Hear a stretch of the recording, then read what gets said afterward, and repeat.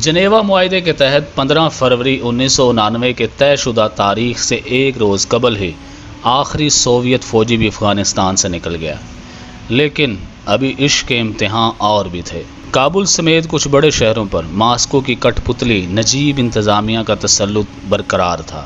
Soviet انخلاء کے بعد اب افغانستان کو ایک نئی خونی کشمکش کا سامنا تھا۔ جنرل ضیاء الحق اور ان کے رفقا سانحہ بہاولپور میں اگلے جہاں رخصت ہو چکے تھے۔ نومبر 1990 کے انتخابات میں بینظیر بھٹو کو اقتدار اس طرح منتقل ہوا کہ دفاعی اور خارجہ امور ان کے دائرہ اختیار سے باہر تھے۔ مجاہد تنظیمیں باہم دست و گریباں تھیں۔ جہاد کے پرجوش حامی بھی کہنے لگے تھے کہ اب یہ جہاد نہیں فساد ہے۔ ایسے میں افغانستان کی سرزمین پر ایک نیا عنصر ابھر کر سامنے آیا۔ اگست 1994 میں ملا عمر کی قیادت میں 15 طالبان پر مشتمل ایک چھوٹا سا گروپ وجود میں آیا، جس نے صرف 3 ماہ میں افغانستان کے دوسرے بڑے شہر قندھار میں اپنی بھرپور طاقت کا مظاہرہ کیا۔ پھر اس کی برق رفتار کامیابیوں نے ایک دنیا کو حیرت میں ڈال دیا جو پہلی بار طالبان اور ملا عمر کے نام سے آشنا ہوئی تھی۔ یہ پراسرار بندے کون تھے؟ یہ نوجوان دراصل 14 سالہ افغان جہاد کے سپاہی تھے۔ یہ ابتدا میں ان نوجوانوں کی تنظیم تھی جو جہاد میں زخمی ہوئے۔ ان میں بیشتر کا تعلق قندھار سے تھا، جہاں پروفیسر برہان الدین ربانی کی حکومت کی رسائی نہیں تھی۔ چنانچہ یہاں مختلف نوعیت کے جرائم اپنے انتہا کو پہنچ رہے تھے۔ چمن سے پاک افغان سرحد عبور کرنے کے لیے پہلا گاؤں جو آتا ہے وہ اسپین بولدک ہے۔ اس وقت یہاں سے قندھار سے 40-45 میل کے علاقے میں بلا مبالغہ ہر 100 قدم پر رہزن بیریئر لگائے ہر گزرنے والے قافلے کو لوٹنے کے لیے موجود ہوتے۔ وہ مال و متاع بھی لوٹ لیتے، اس کے علاوہ نوجوان لڑکے اور لڑکیوں کو بھی چھین لیتے۔ سڑک کے گرد و پیش مکانات کو انہوں نے فحاشی و بدکاری کے اڈوں میں تبدیل کر دیا۔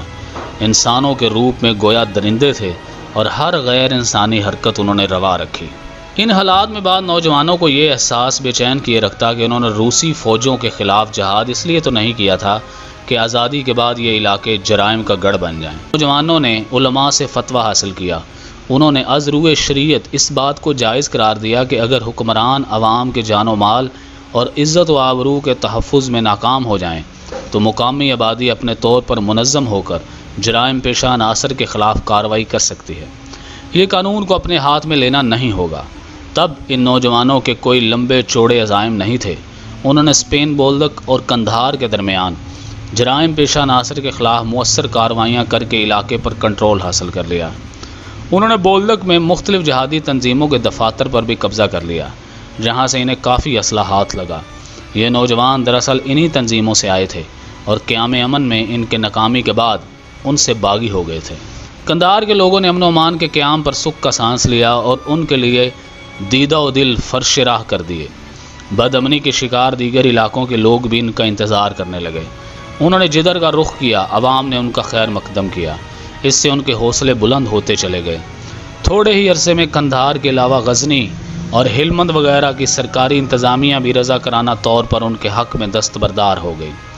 پھر یہ ہوا کہ گلبدین حکمت یار نے طالبان کے زیر کنٹرول علاقے پر حملہ کر دیا۔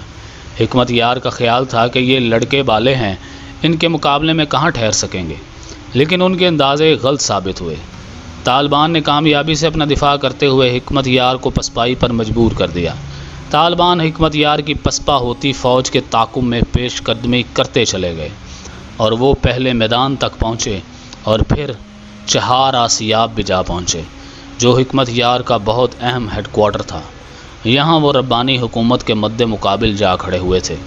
قندھار میں نوجوان ملا عمر کی زیر قیادت طالبان کا ظہور، ان کی برق رفتار فتوحات اور تھوڑے سے عرصے میں کابل میں ان کی حکومت کا قیام ایک دلچسپ اور حیرت ناک کہانی تھی۔ پاکستان اپنے پڑوس میں ابھرتی ہوئی ایک نئی قوت سے لا تعلق نہیں رہ سکتا تھا۔ پاکستان افغانستان کے راستے سوویت یونین کے قبضے سے آزاد وسطی ایشیائی ریاستوں تک رسائی چاہتا تھا۔ طالبان ایک مؤثر قوت بننے لگے تو پاکستان نے انہیں سپورٹ کرنے کا فیصلہ کیا۔ حکومت پاکستان کے الفاظ میں یہ سیاسی حمایت تھی۔ وہ اس قوت سے لا تعلق نہیں رہ سکتے تھے جس نے پاکستان کی سرحد کے قریب مختلف اور اہم علاقوں پر کنٹرول حاصل کر لیا تھا۔ پاکستان کی سپورٹ سے طالبان کے حوصلے مزید بلند ہو گئے۔ خانہ جنگی کے شکار افغان عوام کی طرف سے پذیرائی نے بھی ان کے سامنے امکانات کے نئے دروازے کھول دیے۔ چنانچہ انہوں نے مختلف صوبوں کی انتظامیہ کے سامنے 2 مطالبات پیش کیے۔ پہلا یہ کہ اقتدار ہمارے حوالے کر دو، دوسرا یہ کہ اپنا اسلحہ بھی سرنڈر کر دو۔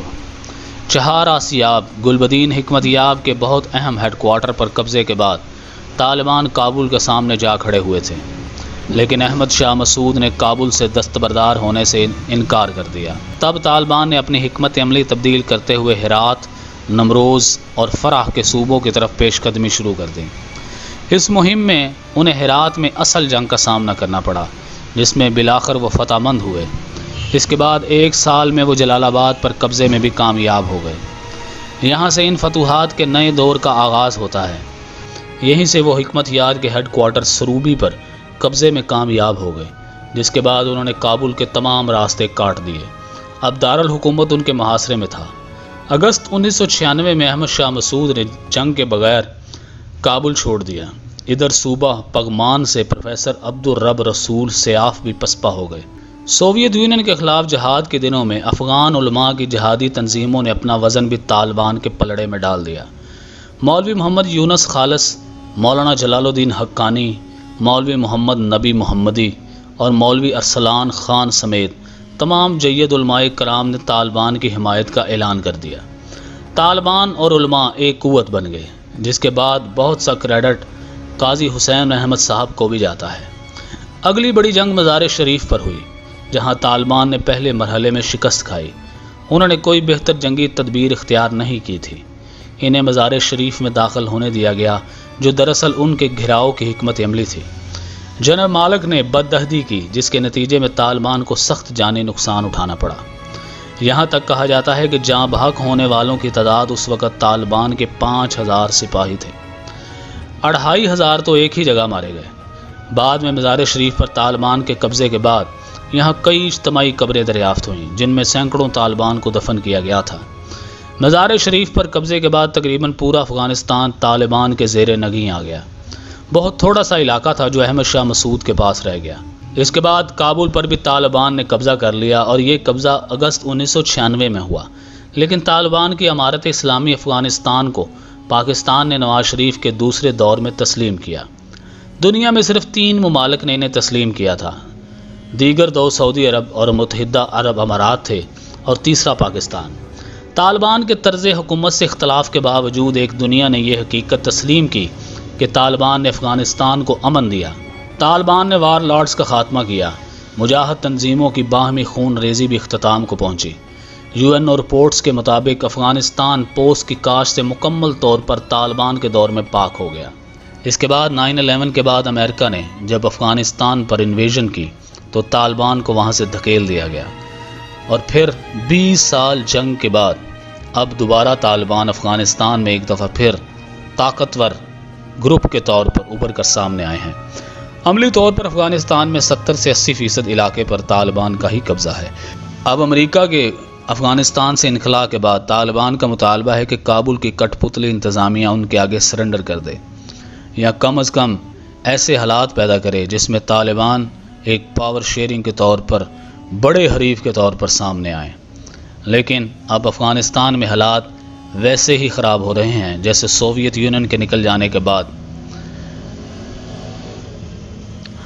اور تاریخ شاید اپنے آپ کو دہرا رہی ہے۔ طالبان وہی علاقے پہلے فتح کر رہے ہیں جو کبھی ان کے گڑھ ہوا کرتے تھے۔ ابھی کندھار پر انہوں نے قبضہ کر لیا ہے، اور اسپین بولدک پر بھی، اور چمن بارڈر پر بھی، جو پاکستان کے ملحقہ علاقے ہیں، اور یہیں سے طالبان نے پہل بھی آغاز کیا تھا۔ اب دیکھنا یہ ہے کہ آنے والے وقت میں طالبان کس حد تک کابل حکومت پر قبضہ کر پاتے ہیں، اور افغانستان میں یہ بد امنی کتنے عرصے تک جاری رہتی ہے۔ داستان ٹی وی آفیشیل کی مزید ویڈیوز کو دیکھنے کے لیے چینل کو سبسکرائب کیجیے اور بیل آئیکن پر کلک کر دیجیے، تاکہ ہماری ہر نئی آنے والی ویڈیو آپ تک بآسانی پہنچ سکے۔